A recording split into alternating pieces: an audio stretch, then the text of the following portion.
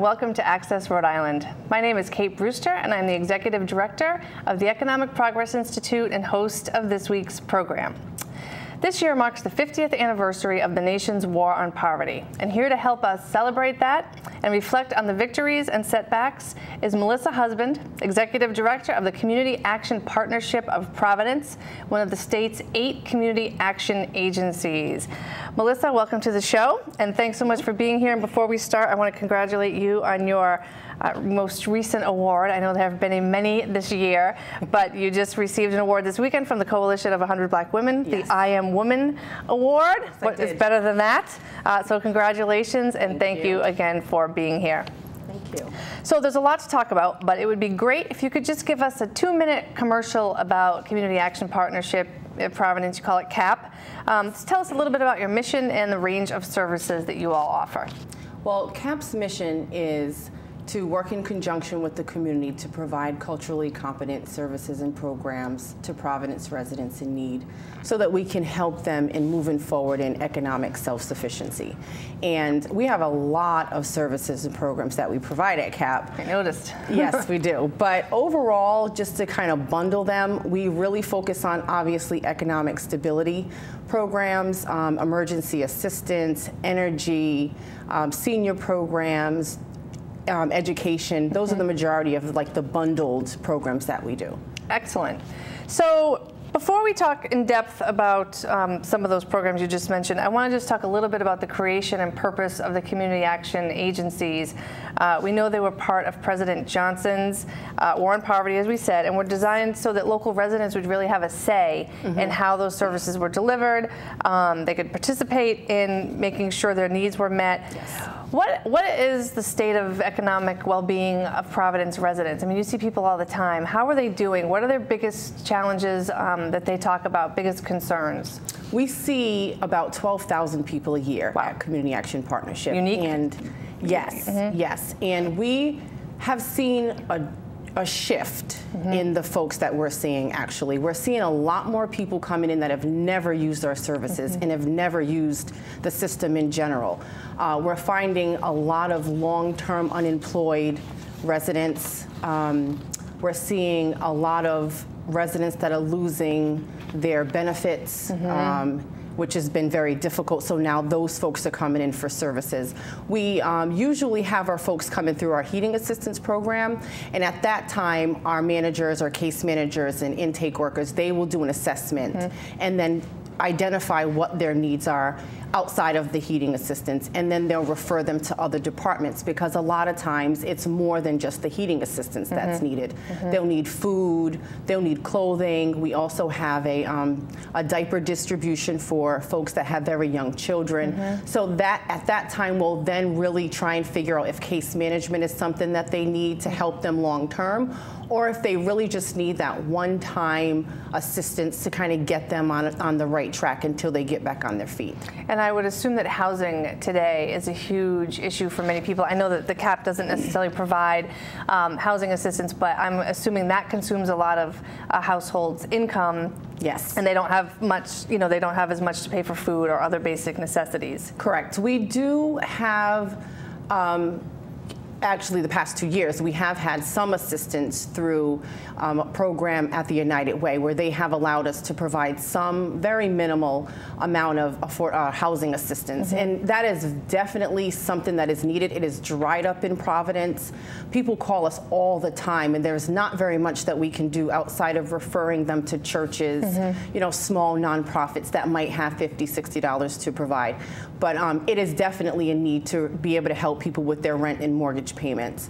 We do try and, again, assess what they need so that we can free up some money for them in order to pay for their housing. Right. We have found a lot of, again, people who have never been put in these situations now having to move in with relatives and friends just to make it through when their unemployment runs out or whatever the case is. So that is definitely a need in our community, and we are not meeting it as a provider ourselves, or any other provider for that matter. Well, and much of that has to do with the federal funding for housing has been cut, and the state's investment in affordable housing has all but disappeared, but for some of the money that's bonded or borrowed to create affordable housing, we've really gone back on our promise to help people with that through the Neighborhood Opportunities Program and others. Absolutely. And for some people we know it's just, they are short for a reason and need help with 1 month or security deposit, and that becomes a huge problem. So we hear that all the time as well. So let's talk about some of this. I mean, you just mentioned some of the services that you do, but let's dive a little deeper. You said many people walk through the door and they are assessed. You see what they might need.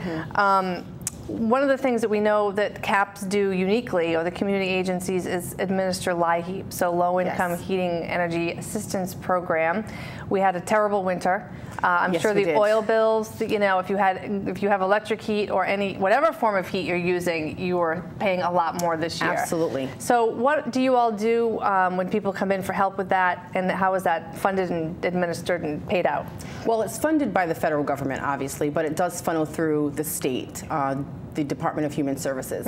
And this year, the state recognized that we were really running up against shutoffs, and we were running up against a lot of elderly people and people with children in their homes going through their oil way quicker than they had in the past. So they were able to allow for us to provide additional emergency assistance to folks that had oil to heat their homes. We were very, very happy that they were able to allow us to do that, because we had so many elderly people call us and say, thank you so much for the 300-gallon that you gave us, but we really cannot get through the rest of this winter without your assistance. And so it really was able to make a huge difference for our elderly population and our families that have very young children.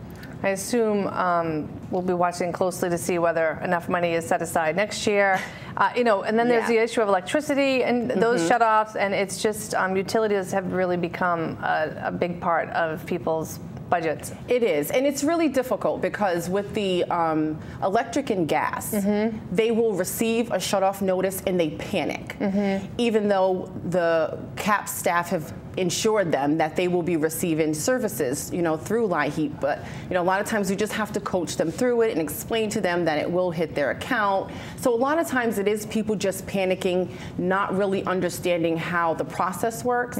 So we've done a lot of just kind of walking people through the process, ensuring them that they will receive the services. So it has been a rough winter. I'm sure it was. I'm sure it kept you very, very busy. Very busy. We ended up serving around 8,000 households. Wow. This year, this winter. That is amazing. How much? Those households will receive more than one if they're heating with oil. They receive 3 to 4 different amounts. Wow. During the winter time. Wow, that's terrific. Yeah. So you just mentioned elderly. We know that Rhode Island's population is certainly aging, and more folks are becoming seniors in our state, and they have unique challenges. What are some of the services that CAPP provides to people who are older in our community? We provide hot meals for them 2 times a week, because we are finding a lot of times that they're not eating very well. So at your site? At our site, yes. We have a nutritionist that comes and makes sure that if some of our folks that have diabetes, that their meals are, equipped for them to have, and they're not high in sugar or whatever the case is. We also provide a lot of physical activities for them. We have chair yoga for our residents. They love it. And we do have DVDs where they can get up and they dance and those types of things. And we have bingo, because they love bingo. We do take them on trips, whether it's museums or, those types of things. So we try and accommodate them and keep them as busy as we possibly can. And we try to keep up with them, because they're very energetic. And Meals on Wheels, I don't administer that, I assume, but are folks still getting needs met through that program? Are you aware? Or we actually don't have Meals on Wheels. We have a similar program through Blackstone Valley Health. Okay.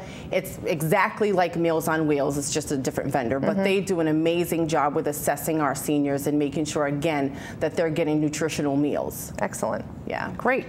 So I know another important service that CAPP provides is training for people who need to improve their skills. We know that the pathway out of poverty and towards economic security is through a good job, which now requires more than a high school diploma, Correct. and we have 83,000 adults or somewhere around that who don't have a high school diploma in Rhode Island. And that is becoming more challenging. Yes. So tell us about what you all do in terms of adult education, training, and we've worked together this year, not myself, but you and Linda Katz and members of your staff in trying to get some of the changes to the GED to be less harmful. So let's talk about that. So we provide a pre-GED program, actually. We prep them, make sure that their levels are high enough for them to move on to take the GED. So that's one of our adult basic education programs. The program that we are just now rolling out is a bookkeeping program, which is a higher level than a GED level. It's for folks that will take business math, so they come in through our program through business math. We teach them Excel, we teach them bookkeeping, we teach them how to do tax preparedness, and then we move them on so that they're ready to be a bookkeeper. And what we're finding through the assessment of a lot of our residents is that when they're now unemployed, they're looking to gain new skills because they're not really equipped with the skills necessary to be competitive in the field. So they're looking for something that they can either do on the side, that they can do in addition to a part-time job, that they can do at their own leisure, at home, etc. So this bookkeeping program is going to be able to get them to a place where they learn bookkeeping, and then we can pair them with local businesses so that they can come right out the gate knowing entry-level accounting work. We're really excited about this program. It is a pilot. We're only going to start with about 5 people, but it's an amazing program that people are very excited about because they're learning a new skill. And this is not something that's far-reaching. It's a program that will take about 9 months, and during that time they will be stipend. So it's a program that will really help them to gain a new skill to be able to move forward in their lives and really allow them to take it any way they would like to. Again, they can do part-time, they can do it in addition to their job, or they can just have their own business. So we're really excited about it. Plus it must help people with their own personal finances. Yes, yes it does. The double benefit. Exactly, and we get tax preps. Great. Through our EIT and our tax prep, VITA program. Excellent. So we're excited about that. That's excellent. Well, going back to the GED for a second, we know that the test this year changed. So I think what a lot of people don't know is GED is really just a trademark. It's a company. Yes. And everybody just assumes that's what we call all high school equivalency tests now. But the state, the company that has the GED program has raised the fees to take it significantly. Yes. And it can only be taken on the computer now, which it used to be able to be administered on paper. There's several changes. Correct. So we're very concerned about, someone may be ready. You said you do the prep. Somebody may be ready to take the test, and then they find out, the fees have more than doubled. They have to take it on the computer. What's happening there, and which size of a challenge does that present for folks? It's a huge challenge for our folks. I mean, first of all, obviously, from $55 to $120 is challenging for our folks. It creates an additional barrier. But in addition to that, we're seeing, at least in our GED program, our learners are in their 50s, some of them a little older, and they're not very comfortable with computers. So now, in addition to that prep for the GED, we have to teach them how to use a computer. So a lot of the sections in the GED test are narrative, which means you have to be able to type a certain amount of words per minute, and then they will time out. So they will fail these tests because they're timing out, and then they have to take them over and pay for them again. So this is just a huge barrier for our learners, not to mention the tests are in English. A large percentage of our learners are Spanish speaking and very fluent in Spanish, and English is their second language. So that is just yet another barrier for our learners, and we are really trying to push the state to just have a position in this. And I've talked to Grace Diaz, one of the representatives, just to see how we can work together to really push, on the state side for us to start really figuring out how this is going to work for our residents. I know that we have a bill in that would provide some assistance and relief, if you will, for the test fees. I'm not sure if I don't think that made it into the state budget. I could be wrong. I don't think it did either. I don't either. There was also, I do think there's some more money this year, but I could be misspeaking, for workforce training. We know that there are waiting lists. I mean, in a state where we've got many more people than Massachusetts and Connecticut, we always compare ourselves to Massachusetts and Connecticut.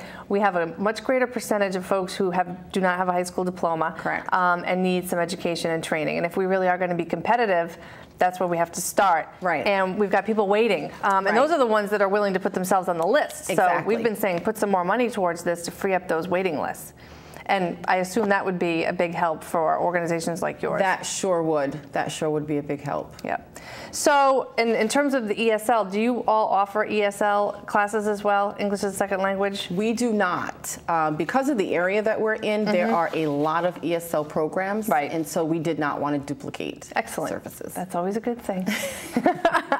So you guys, your CAPP is also on the forefront of some very interesting initiatives that you're going to be starting, helping people save. Right. We know in Rhode Island, this is a shocking number, I think, 40% of households don't have enough money in the bank or available to them in a IRA or other liquid form that they could access to be able to live for 3 months on the federal poverty level. Right. So it's a huge problem. So what are you doing new that will help with that? Yeah, I mean, as we, in the past 2 years, since CAPP has existed, we have done a lot of assessment on really how do you get people out of poverty? And obviously the education piece, obviously the income, and then the asset building. And so as we started to really take a hard look at our existing programs, we really wanted to figure out ways that we could provide more proactive programs, because a lot of our programs are reactive, very emergency assistance, heating, food, which are necessary programs.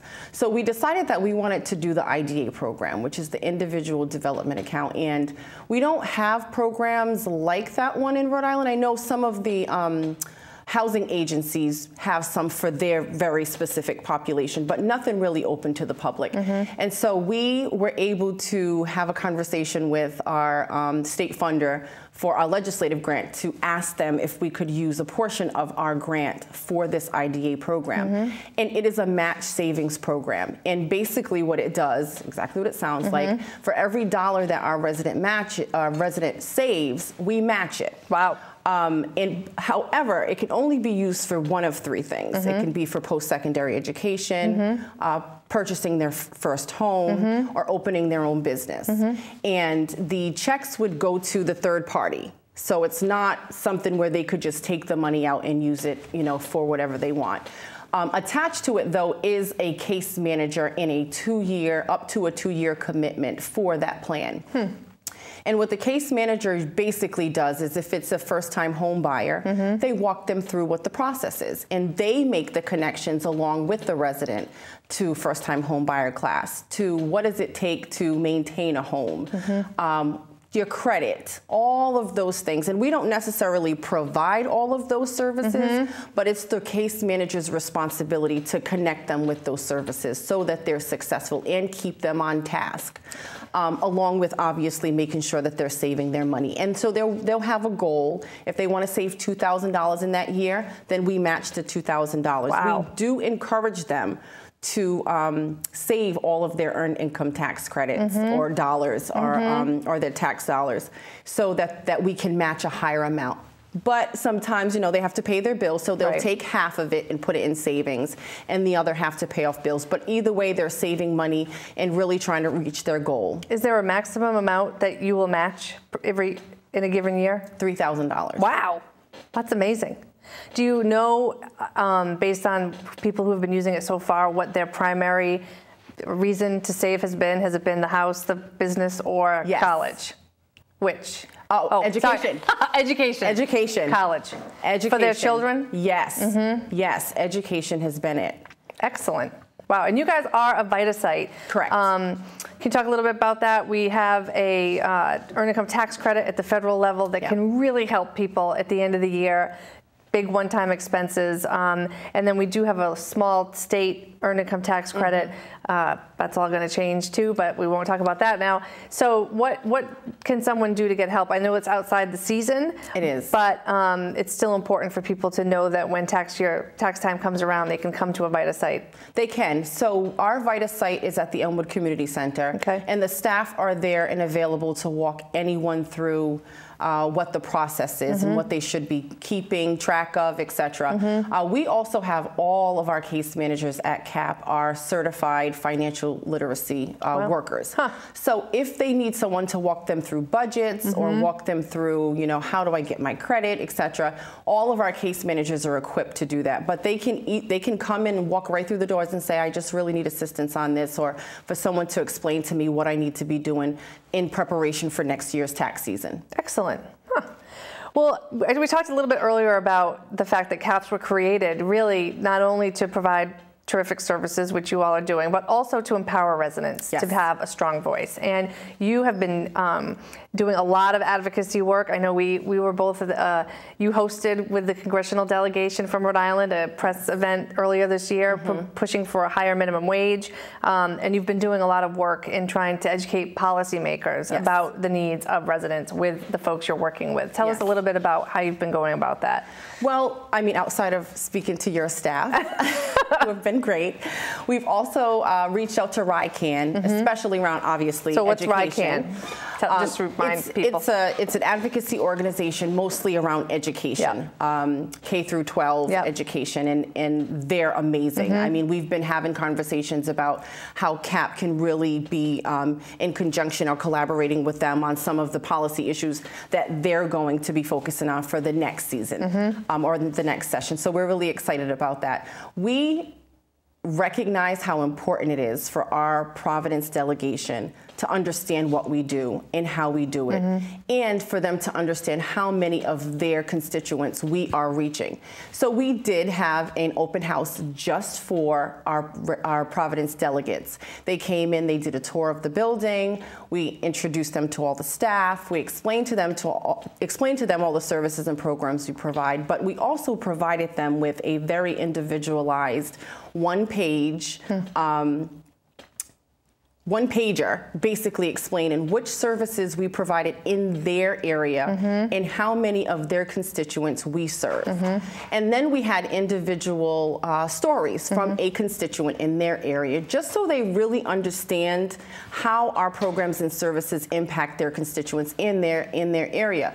The other part of it was obviously because we serve their constituents that they should be writing us into their legislative grants. They all have money, and you know, they all serve their community, and we thought it made perfect sense that as a way to continue to serve their community and their constituents, that they provide some funding for the programs and services. So, but it was a very great conversation. It was a great outcome, and several of them were very excited about, you know, the advocacy piece that we were talking about. We basically explained to them that what we would like to see is that they come and do classes, a workshop on advocacy, what it looks like to be in the State House, what their intentions are, how they research, you know, what do they look for in bills and those types of things. So we were actually really excited to present that to them, and a couple of them were really excited to participate. And we know that stories from constituents are the most important aspect of what legislators hear. We can, you know, give the numbers all day long and try to educate, but it's when that person who's impacted comes up and says, this is me. We had a mom from the southern part of the state who worked with us for years explaining to lawmakers that she had to forego raises and second shifts and extra hours around the holidays because she would lose her child care assistance, and the cost would go from $50 a week to $250 a week. All the time. And we have been successful, if anybody's watching, in having that income. People now who are eligible for child care can earn a little bit more before they lose their benefits completely. But it's a huge problem. So it's terrific that you all are doing that. So you talked a little bit about the legislative grants and your hope someday to be able to receive some of those, and they have been controversial over the years at the State House, but it doesn't mean, you know, if they're going to give them out, you might as well get some. Exactly. Trust me, you're doing terrific work, and I'm sure the legislators, when they get calls, refer people to you. Yes, they do. For help. All the time. Right. All the time. Right. How else is CAPP funded? I mean, it sounds like a total, from our conversation earlier, just a mix of different funding streams. It is. It is a mix. Community action agencies, as a designation of a community action agency, we receive CSBG from the federal government. So community service block grant money. Yes, yes. And that basically is the designation for a CAPP agency. We also receive a lot of assistance. It funnels through the federal government, through DHS for the most part. So our LIHEAP money comes from DHS. Our weatherization money comes through DHS, and some of our smaller grants come through DHS. We're also funded through the city CDBG, which is some of the, it's another block grant where we receive money for our elderly programs, those types of things. So the majority of our funding is pretty much that. Then we have a legislative grant and some smaller grants through private foundations? Some private foundations. We have a United Way grant. So those are all of our smaller grants, but the majority of what we receive is from the federal government. Do you raise money from individuals? We have not yet. We are looking forward to doing that. Again, CAPP has only been in existence for almost 2 years. Right. So we're, trying to get the important stuff in regards to our programs and really getting our feet on the ground, which I think we are at that point, and we're ready to start raising some money. But if people wanted to make a donation, I assume that they could. They can. They can go to our website, which is www.cappri.org, and they can hit the donate now button. We all have one. We all have one, and make a donation, or they can just send in a check. We have gotten some donations from individuals for from a variety of places. We actually had a law firm do a cook-off. And they sent us a check, which I thought was pretty awesome, and they wanted that money to go to heating assistance. We had a father of a college student who his son no longer was using the food program there, or he wasn't paying for it, and he wanted that money that he would have paid for his son's food program to go to the weatherization program. Wow. So we do get random checks, which is pretty neat and very exciting. We also, I did a presentation at the National Organization for Women's annual meeting, and one of their members actually provided a donation for the IDA program. So, we do get our name out there. People are listening, they're watching, they're waiting, and we are excited to start fundraising, though, in the next year or so. It takes a lot of energy and a lot of time to raise money from individuals, and sometimes the grants and obviously you're all getting federal money, so that's really important as well. So in the last minute, is there anything new and exciting that you want to bring up about CAPP? I know people, if they want to learn more, can go to your website. Is there any last minute words? Yes, my last minute words would be that during the 50th year celebration for Community Action Partnership, we had an amazing open house, and the mayor of Providence, Angel Tavares, he designated May as Community Action Month in the city of Providence. And we were very excited about that. So we want to just thank Mayor Angel Tavares for doing that for the Community Action Agency. I know the mayor and the council have been very supportive of your turnaround. You've done an amazing job getting CAPP, what used to be Providence CAPP, now CAPP really on solid ground. And you've had so many events where the whole community turns out. Every time people show you have something, it's like, everybody comes because I think they have a tremendous amount of respect for what you do. So thank you so much again for being here. Thank you for having me. You're doing an amazing job. Thank and you. If you want to learn more, visit www.cappri.org. Yes. We'll see you next time.